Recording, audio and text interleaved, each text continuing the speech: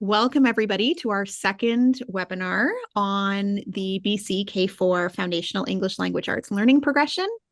Today is the first of two sessions on reading and spelling, and our focus today is on phoneme awareness and phonics. And with that, I will pass it over to this evening's wonderful hosts, Kathy Rice and Calico Clark. All right, thanks everybody. I'd like to begin by saying that we acknowledge that our work takes place on the traditional, ancestral, and unceded lands of Indigenous peoples across what is now called British Columbia. We recognize these lands are home to many distinct First Nations, each with their own languages and cultures. So in the chat, please take a moment to share your location, the name of your district, or your own land acknowledgement.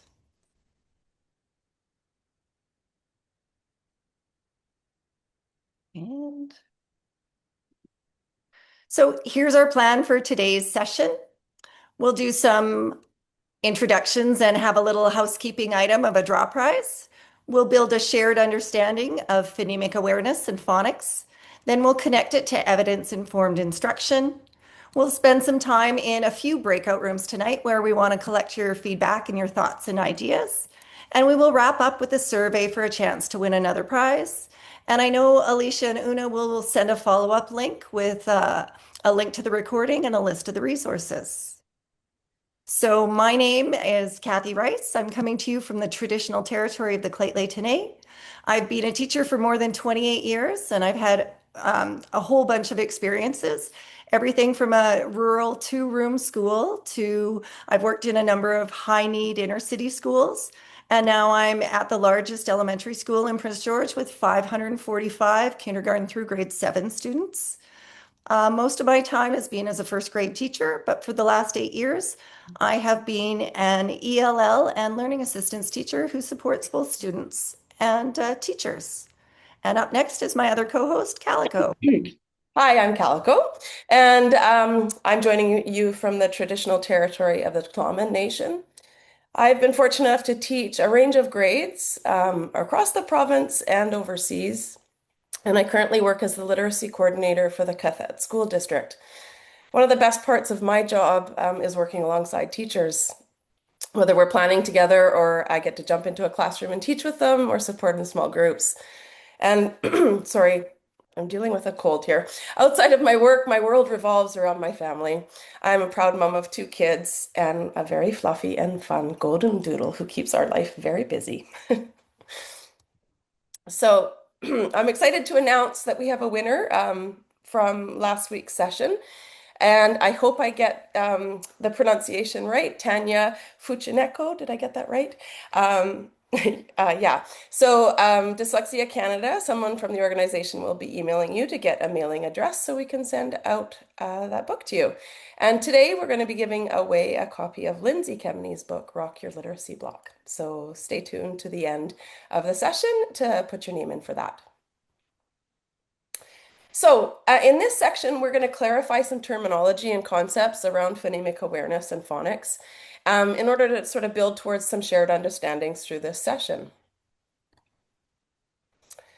In particular, we want to draw your attention to the front cover of the Learning Progressions document, and you'll notice at the bottom left-hand corner some important information that we just wanted to highlight and recognize. First and foremost, that yes, the Learning Progressions do set a high standard of expectations for our youngest learners, and it's normal that some students will be assessed at emerging or developing as they build these foundational skills.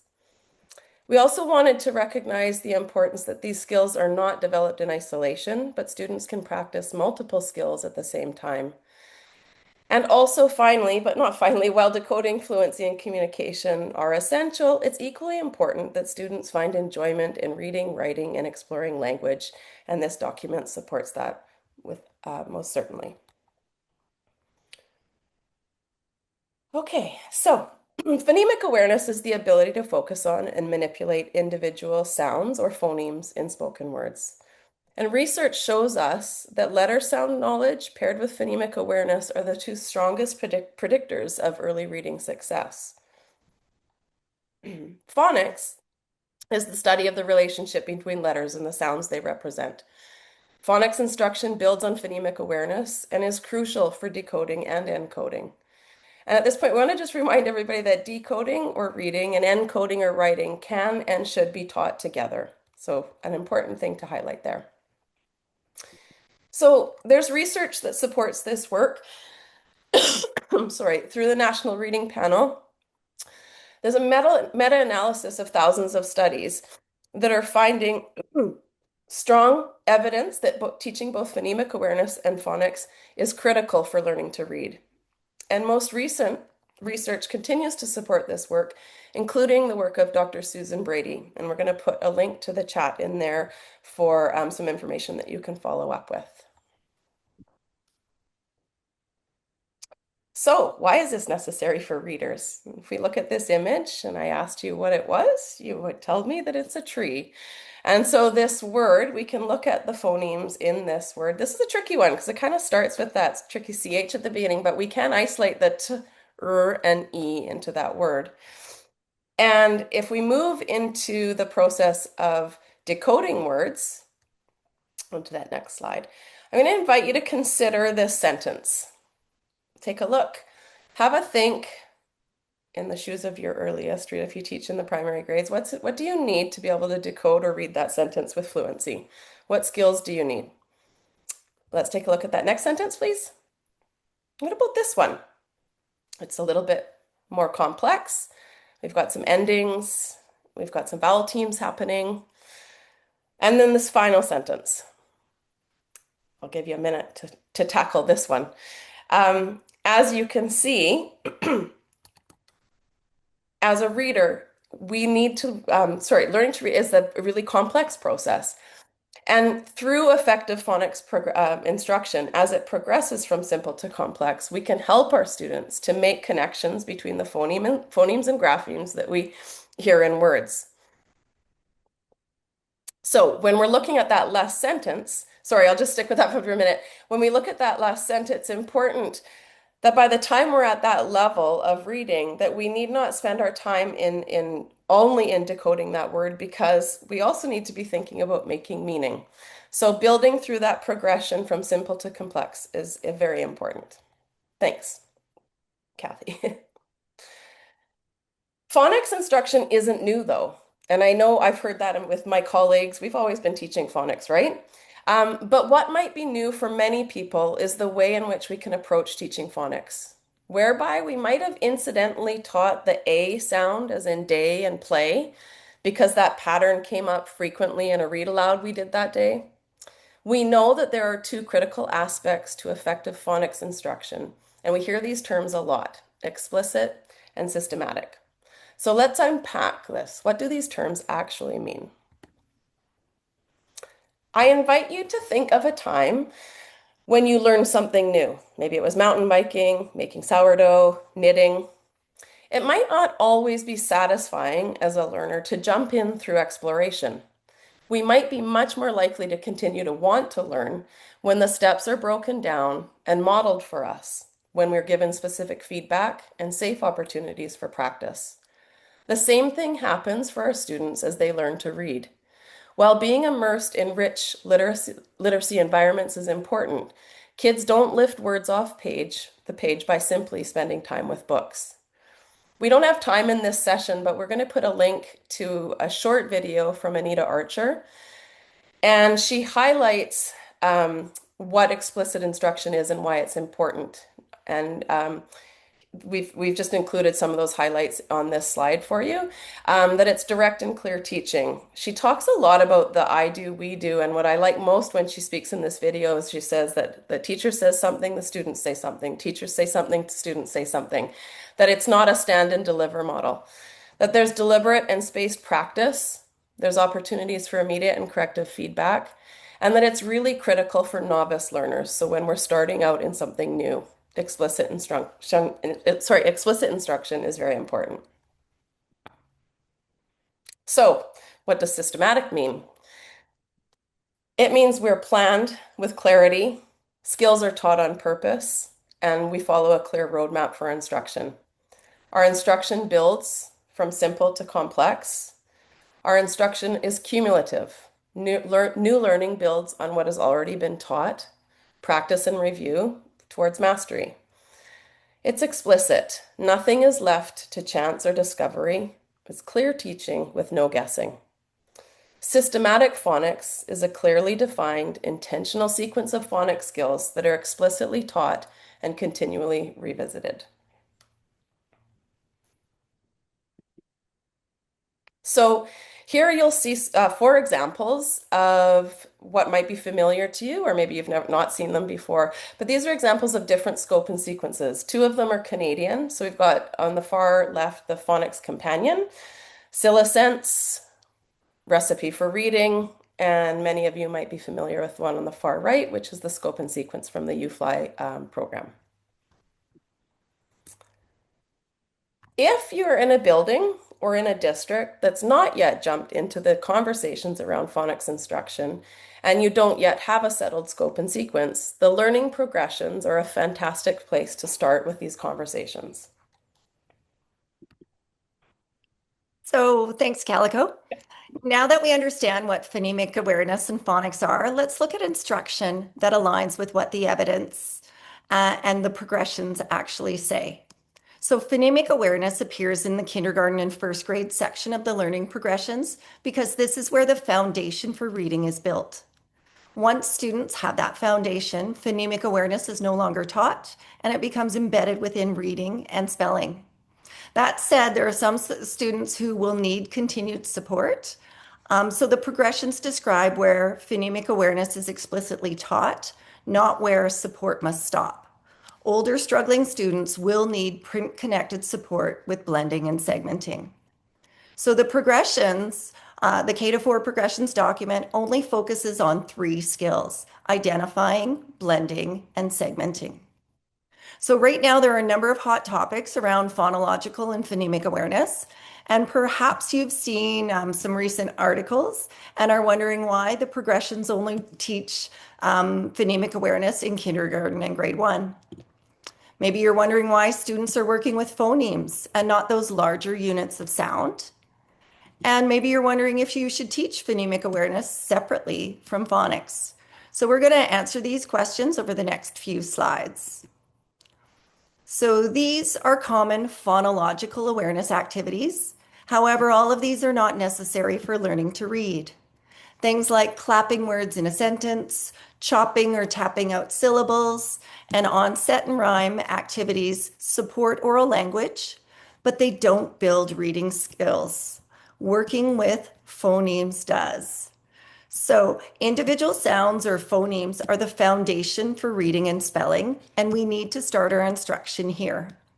And there's a great Anita Archerism, and she says, cut the fluff and teach the stuff. So we need to spend our valuable instructional time working with individual phonemes and not the larger units of sound. At the phoneme level, there's going to be 3 skills students need. Identifying sounds means noticing individual sounds in spoken words. For example, knowing the first sound in sun is S. Blending is the ability to put sounds together or put your sounds together to recognize or to read a word. Like when app come together and make the word map. Segmenting means breaking words into sounds so students can hear, say, and even write them. So I get my students to say the word truck and they repeat it, truck, and then they tap it out, truck. So the skills, identifying, blending, and segmenting, build strong decoding and are the foundation for reading and spelling. So before I go to the next slide, I want people to be aware of something called Play Raleigh. And this is a small but mighty activity, and it contains essential foundations for developing early reading. It includes letter sounds, learning how to blend, learning how to segment, and it's a one-on-one activity. So if you're a school that has a strong start classroom with an ECE, when those parents bring those tots in, it's a great activity to do. It's also a great at-home activity to suggest for students who struggle with phonemic awareness. And I hope my co-hosts are putting the Play Raleigh link in the chat. And also I want to mention Could you also drop the Canadian Pediatric Society position statement on literacy into the chat too? So if you're not familiar with that, I encourage you to read those documents. So this is a video. It's a short video. It's about 1.5 minutes. And it's a video of a kindergarten teacher, and she's doing a blending activity with her students. You'll notice that she's incorporating letters. And when you're watching, we want you to watch her delivery, her pacing, the blending routine that she's taught her students. And she's also doing something called continuous blending, where the students hold the vowel sound a little bit longer. So as you're watching, feel free to type into the chat things that you notice about her lesson.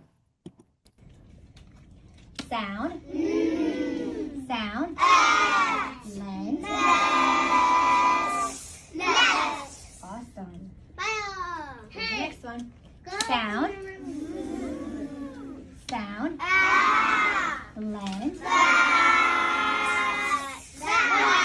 Yeah, and that's just a silly word. All right, let's change it up a little bit. Sound. Sound.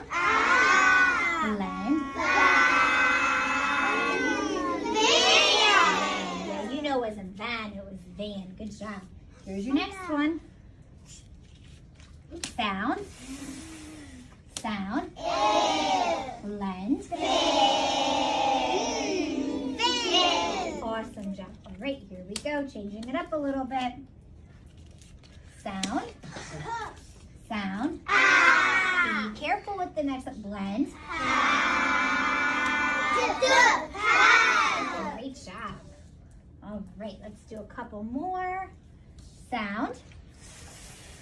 Sound. Blend. Awesome.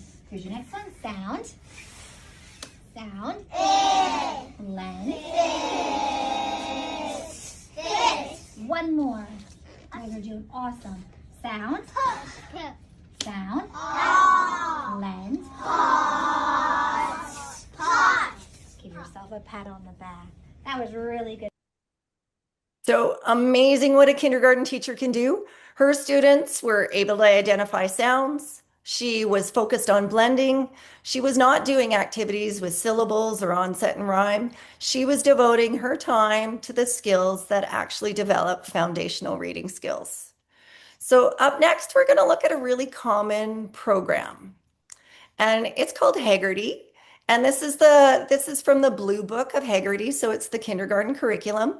And if you're already invested in and using Haggerty, these next slides are really important.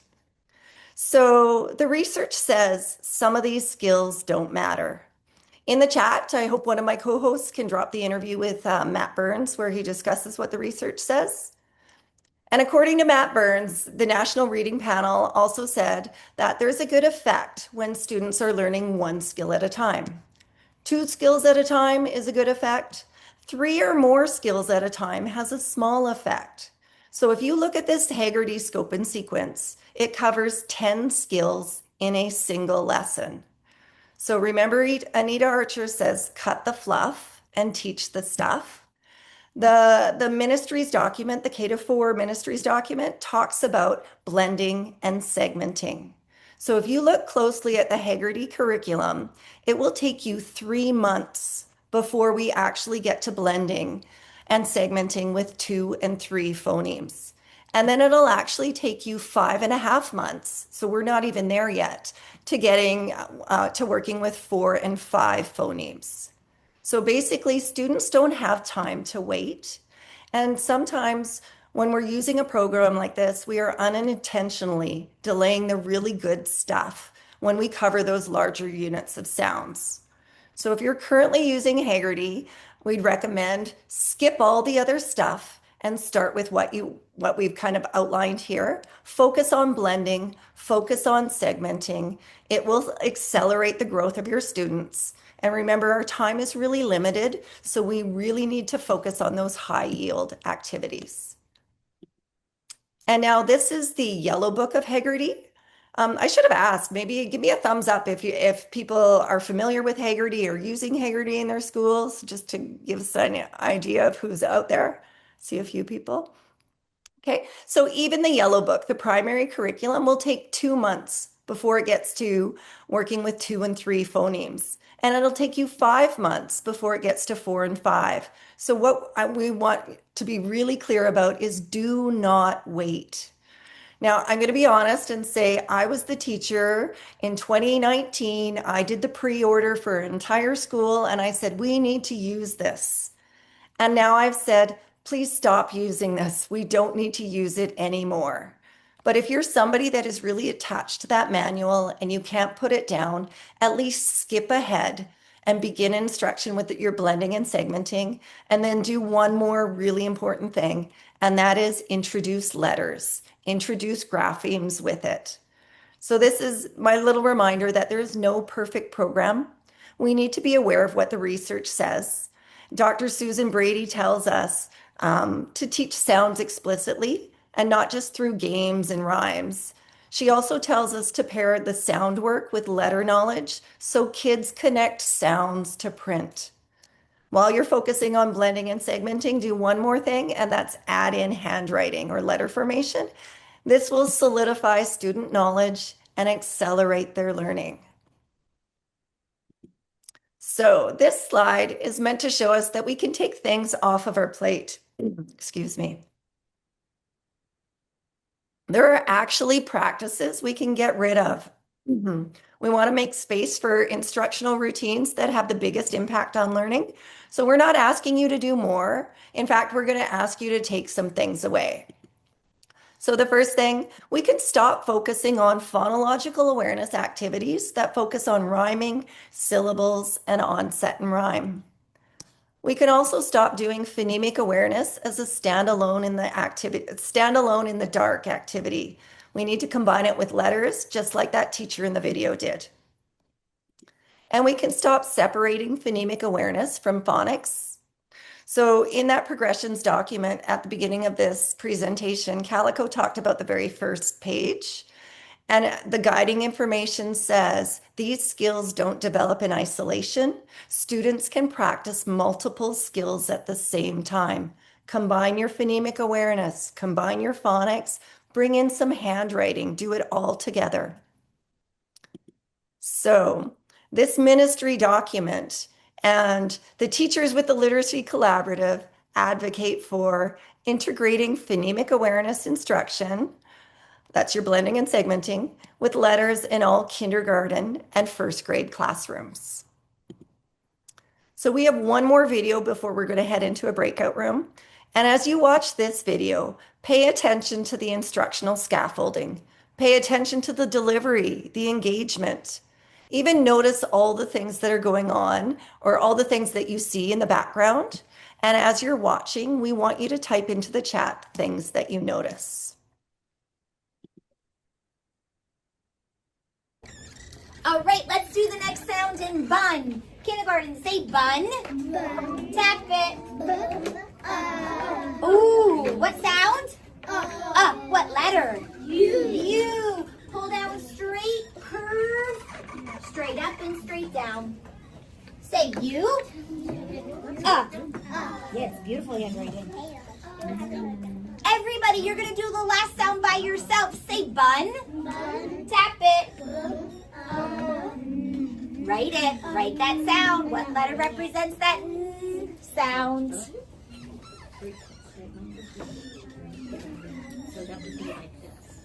Everybody tell me what letter? N. It was an N in there. Nice job. That's the word bun. And we know bun has multiple meanings. Hair in a bun, hot dog bun. A cinnamon roll is like a bun. All right, we're going to erase one of these letters and add a new letter. Are you ready? Yeah. Right here's the word bun. Our new word is bin. We're going to change bun to bin. Say bin.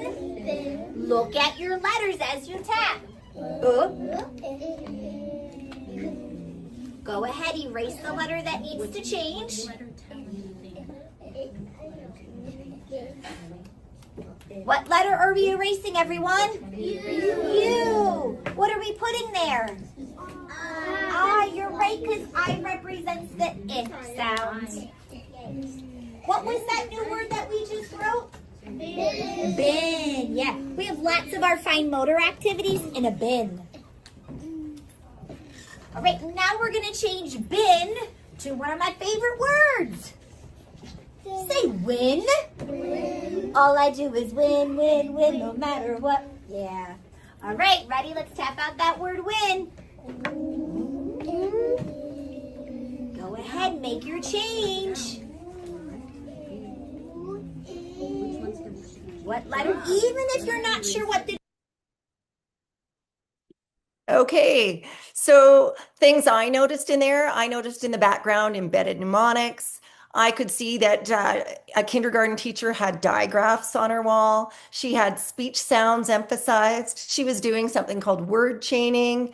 And I don't know if you go and rewatch this a little bit later, she had dibbles targets, the little bullseyes off to the left-hand side. And I even noticed the date on the whiteboard. So I noticed people were asking about the video. The link, when this is released, you'll have access to that. So this teacher's name is Mrs. Pallone. She was incorporating phonemic awareness with phonics and handwriting. And handwriting is something that will be discussed in a few webinars. I'm not sure which one. So now I'm going to hand it over to Una, and she's going to lead us through a jot board activity where we'll talk about something you can start, stop, and continue.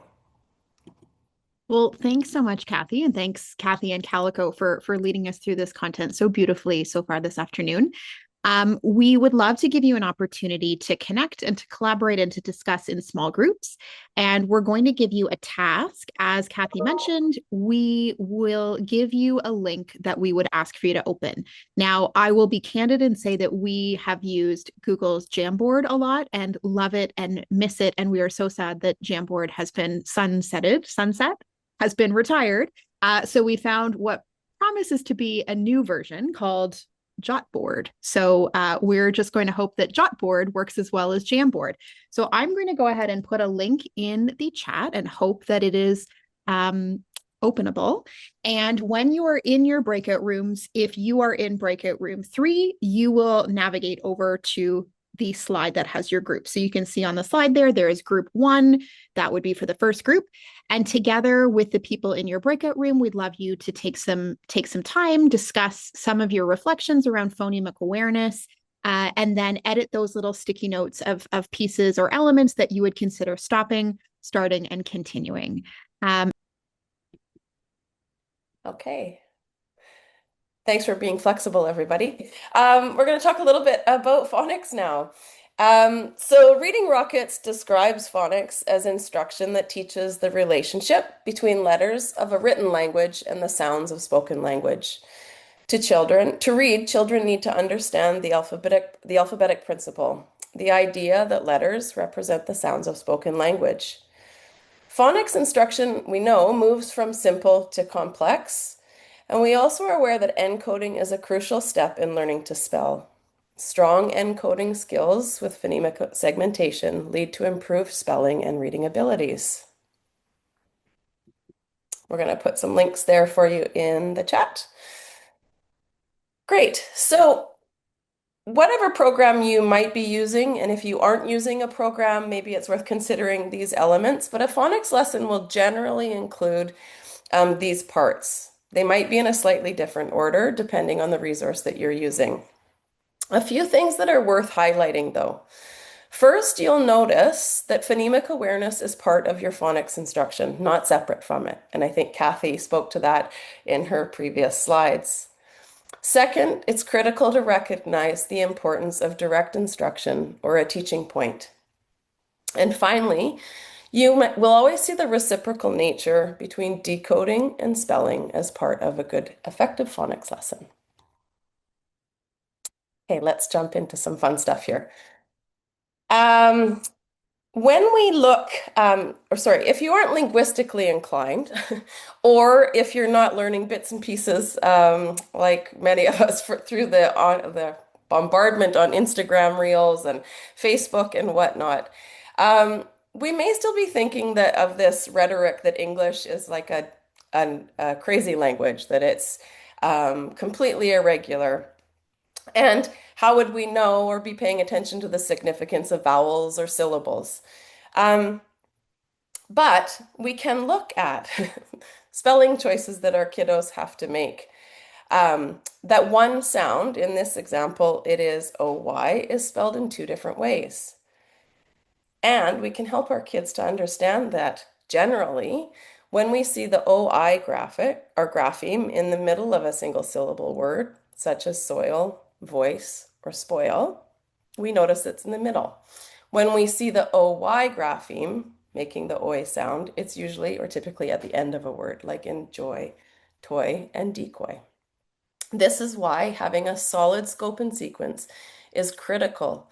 It's also really helpful to have a program like UFly that teaches these important concepts, position of graphemes in words. I always say that the UFly manual is like a linguistics course for teachers too.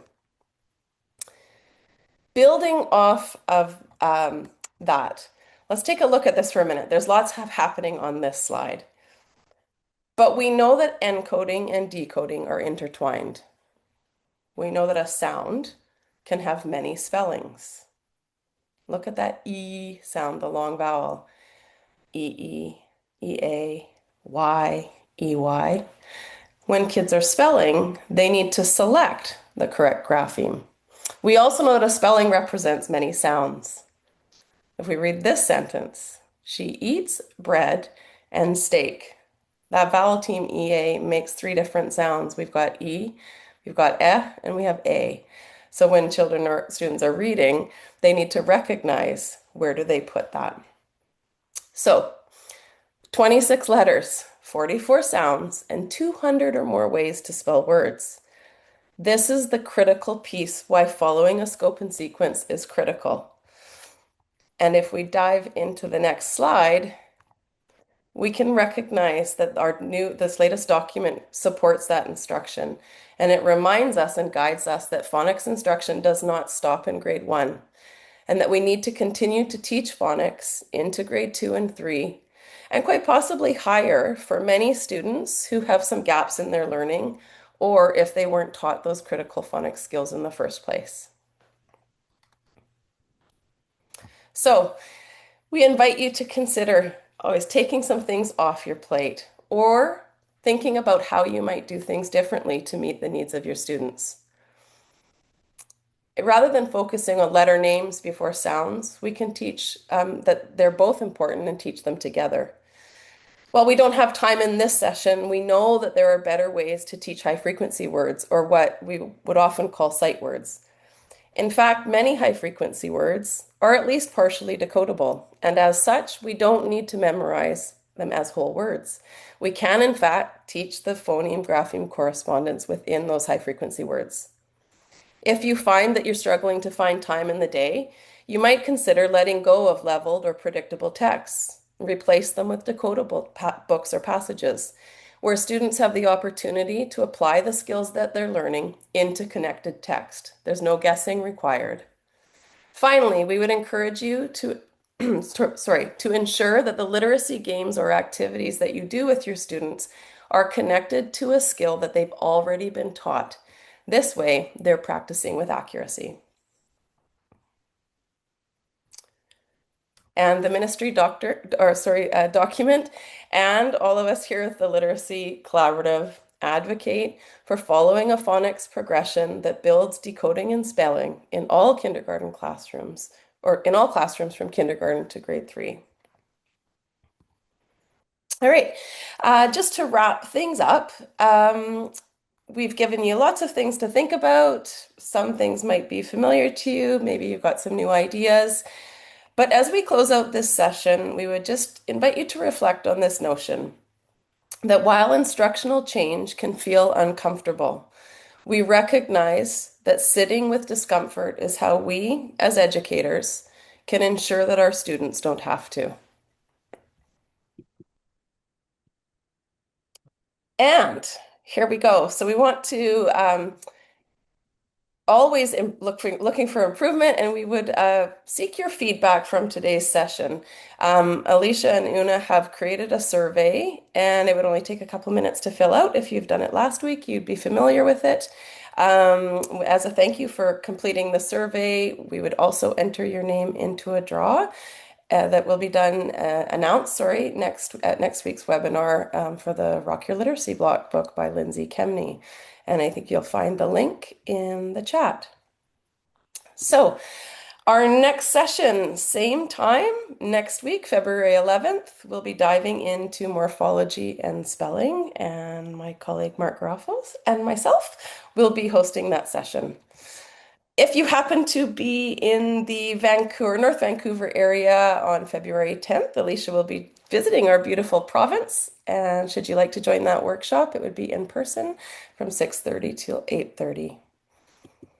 And just finally, I would like to say thank you to this whole team of people that I get to work with. Kathy, it's been a pleasure working with you and planning and navigating, and I'm just grateful for your knowledge and guidance and collaboration. So thank you so much.